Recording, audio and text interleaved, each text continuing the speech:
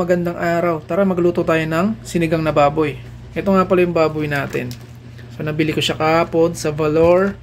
So litid siya na may mga laman-laman.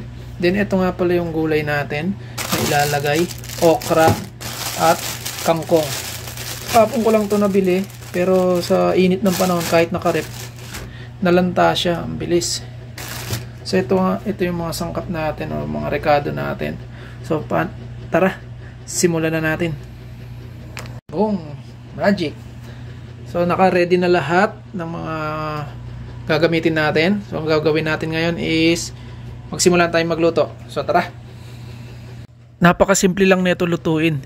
Sa isang kasirola, maglagay tayo ng tubig. Yung nilagay ko palang tubig yan nasa 1.5 litro.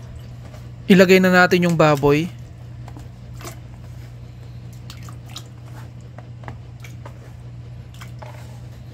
Isunod na natin yung kamatis at sibuyas. Then asinan lang natin at takpan. Then pakuluan lang natin ng mga ilang minuto hanggang sa lumambot yung karne ng baboy.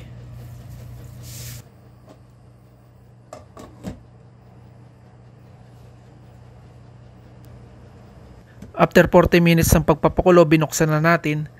Kita nyo naman, yung kamatis natin nalusaw na at nanuot na sa sabaw. Dahil malambot na yung baboy, ilagay na natin yung sinigang mix with gabi natin. So hindi na ako bumili ng gabi dyan kasi medyo mahal yung gabi. Gusto ko man bumili kaso ang binibenta nila tumpok or maramihan.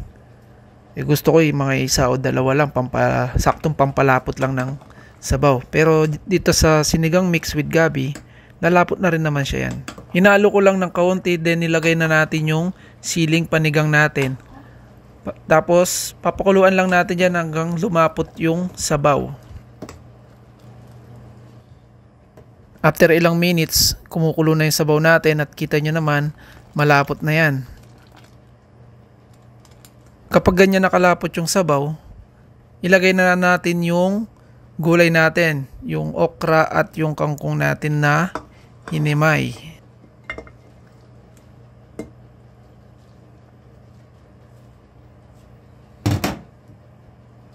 Medyo i-dip-dip na natin yung mga gulay natin. Then bago natin pakuluan yan, lagyan natin ng magic sarap.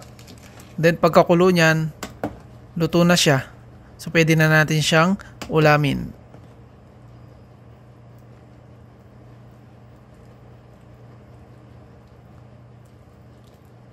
Once na kumulo na tulad ng ganyan, luto na yan mga idol. Tignan nyo naman, napakasarap na. At nakaserve na nga siya. So ano pa ba ang dapat natin gawin? Tara, manganta na!